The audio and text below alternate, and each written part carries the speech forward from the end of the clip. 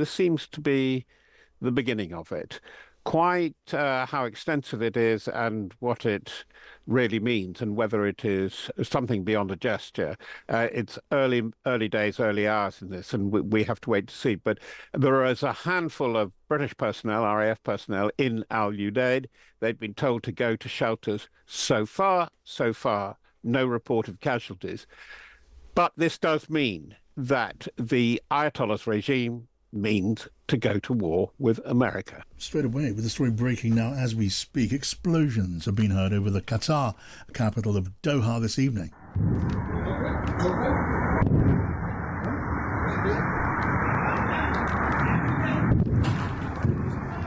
It is now thought that Iran has launched a number of missiles which were aimed at American military bases.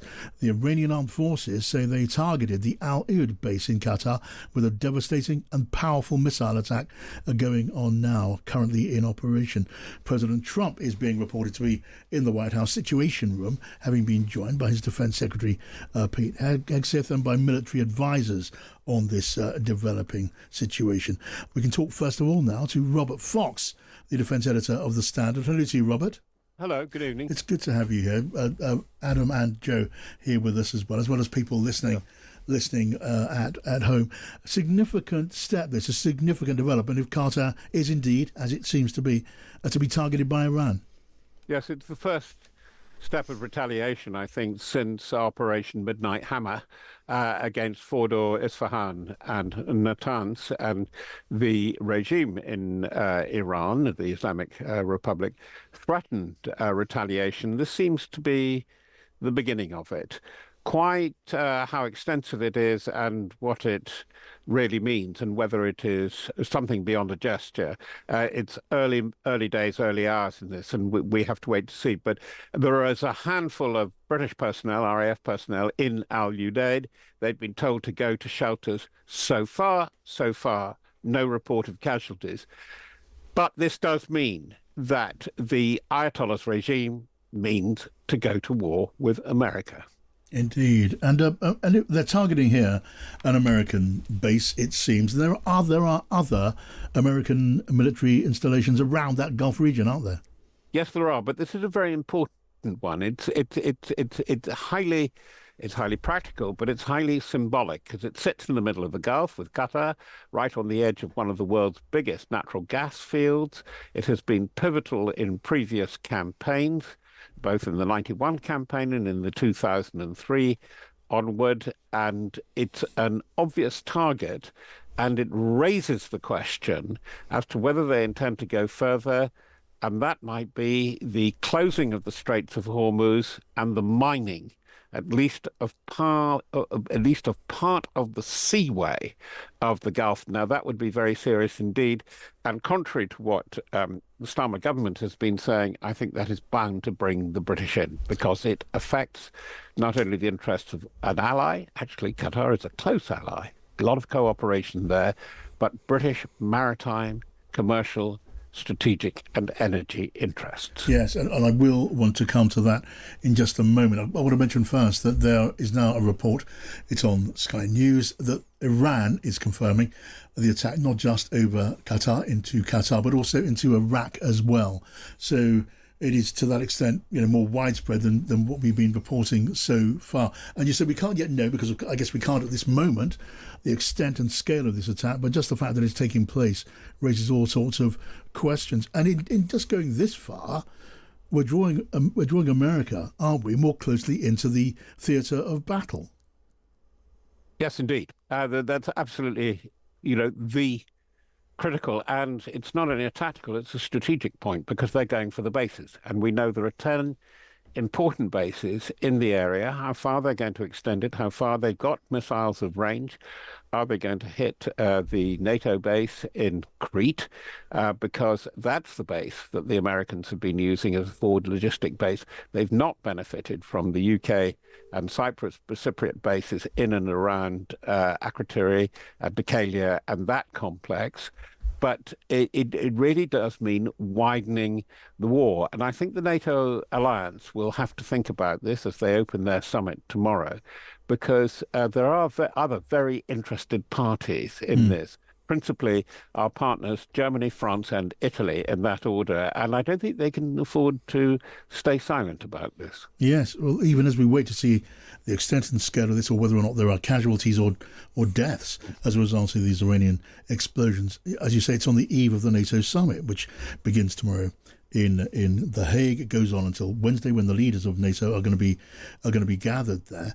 And you imagine that the question of Article 5 might conceivably arise. The Article 5 being the principle of mutual self-defence under the Treaty of NATO, other members of NATO being drawn in one way or another. The Americans have been quite careful to give, I don't say reinterpret Article 5, but give a new gloss on it. And that, depending on the gravity of the threat, as to how much you can require the goodwill, and you invite the goodwill, they now say, of allies, they're not necessarily compelled to join. I don't want to be a NATO theologian on you, John, but we also have to look at Article 3, which they're particularly worried about in the case of Britain, your capability and ability at the own defence of your own area. And the great worry is because we don't have missile defences here.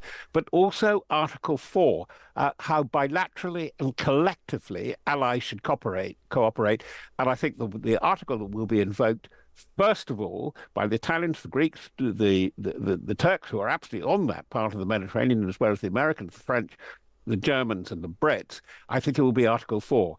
This is where we'll have a concert party, because we have been involved together in dealing with the Houthis in the Red Sea, where the operation has been, on the one hand, one operation has been American-led, quite successful. Less successful has been the European operation, but they do meld, and it is very strange, and there's a curiosity here, how Iran is prepared to throw the remaining stocks that it has, and it is the one area of advantage it has with missiles and drones at this one. If they're starting up a new phase as well as attacking Israel, and they've been attacking Israel with quite capable material, there's even fears of experiments with hypersonics there, and now they're going for bases in Iraq, obvious target, bases in the Gulf. Are they going to mine the Gulf? They're spreading themselves a bit thin. And I think, though, that we can't draw comfort from that, because it looks as if we're going to go into a period of belligerent chaos within Iran itself. Let me just mention this, Robert, for your thoughts. This is now coming in, again, as I speak. It's a statement from Iran's Supreme National Security Council. They say this: the number of missiles used in this successful operation was the same as the number of bombs used by the United States in its attack on Iran's nuclear facilities. Now, I wonder if that is significant. Does that signify an attempt by Iran to limit the way this attack is measured, and in that way possibly the likely response? The number of bombs used, I don't have the number off the top of my head, Robert, you will, but there were was it 3 B-2 bombers that were used with a couple of these heavy 30,000 pound bombs? I think there was slightly more, and in reserve they had about 8 to a dozen, and one wonders if they were all used, because as you rightly say, John, they were used principally on Fordo, and I think there were at least 4 bombs there, and they were used on Natanz. Just to put a footnote there, because they're worried about the extensive underground halls at Natanz. Now, when it came to Isfahan, and they thought there was storage of fissile material there, they used the Tomahawks from a submarine. Sorry to be judicious and rather pernickety about that. And that's what's going on. It's interesting, as you say, that the regime should have used number. Number symbolism means an awful lot in the kind of Persian cultural conspectus here. It's not just NATO counting that's going on. It's sending a message to the folks saying, we have the cultural interests, and we are your cultural identifiers. And it's an extraordinary game that's going on at the moment. Yeah, well, and to my, as it were, militarily untrained eye, if they're making a point of saying they're using the same number of bombs that were dropped on the nuclear sites, then we're talking about a limited number of bombs. The bombs, they had enormous destructive power, but the number of them was fairly limited, and they would hope possibly to limit the response, and there no doubt will be one, to something which can also be contained. We're also getting in from Qatar, Robert, there have been no casualties in the attack that's just been taking place on that US base, which again throws into the equation, doesn't it, that a response when it comes, I'm imagining again as a layman, there will be a response. It may not be all in, it may not be all out. It raises with me, John, and panel, what is going on behind the scenes? Because this smacks to me, if there's such care being taken, and I think there is care in this, who is working the back channels? And I think that, interestingly, the extremely articulate and seemingly very capable Foreign Minister Abbas Agachi, I think he made a misstep in saying, we're not going to talk while the fighting goes on. Meanwhile, Iran launching some, actually, it turned out, very serious and very threatening attacks on Haifa and Tel Aviv with very capable missiles. And that's the thing that has worried Trump as much as it has worried Netanyahu and Israel. So what are they really talking about? I think unless we see a ramping up, we could be looking at a regime trying to save its skin here. Interesting. Qatar is now saying that it reserves the right to respond.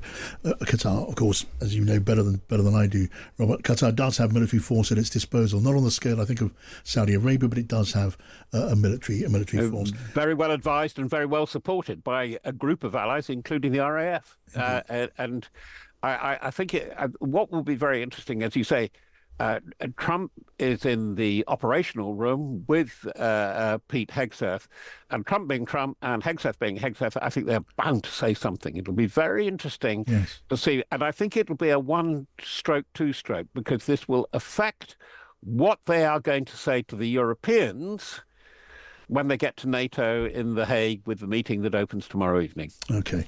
We have Joe Tanner here with us, as well as Adam Bolton. We're all very curious and keen to see how this story develops, Joe. Yeah, I was just looking actually on Twitter, and there's while reports of air raid sirens and air defences firing against Iranian ballistic missiles in Qatar, UAE, Kuwait, Iraq and Syria, at the bottom of this particular tweet that's come out, it says fast jets from US, France, UK, Qatar and Saudi reportedly airborne. And that's the thing, isn't it? We're waiting for kind of language that's going to come out, but ultimately there's actually action that could be taking place much quicker than we hear from any significant leader, really, because they're just having to respond to this so quickly. Can I make a quick point there, Please. John? I think Joe is absolutely right, because this means that this aggressive action is against the British interest. It falls within the lawfare rubric. British interests and the allies and the interests of direct allies with whom we have intimate commercial and strategic interests have been attacked. Therefore, the air patrols can go up. And that's when the typhoons go into action. And John Healey, I must say, has been very clear about that. All right, Adam Bolton.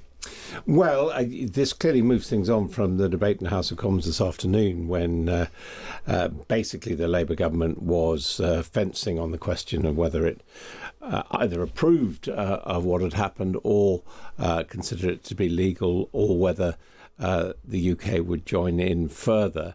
I think the point probably is that Britain, France and Germany have been saying the same thing.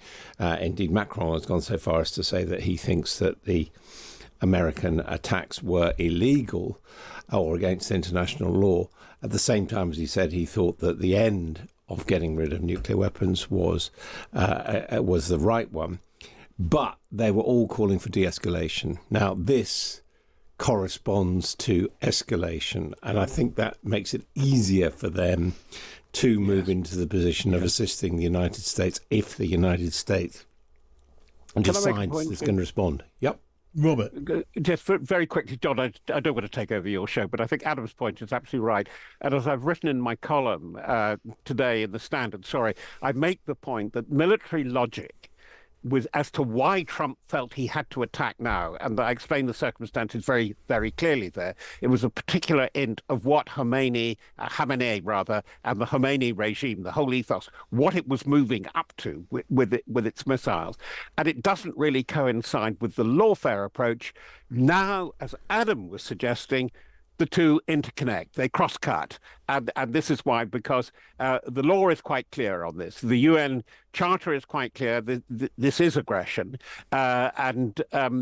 It is very difficult. Actually, you can have a debate about the American thing, because what they were looking at was a potential threat to annihilate Israel altogether if the new Khamenei, plan had been right, which was the order to develop 10,000 missiles, to do saturation attacks, potentially within a matter of years, if not months, to have 2, 3, 4 nuclear warheads, and that would be terrible if that happened. It would be very difficult to get back from there. Okay, Robert, we're really glad to have you with us as always.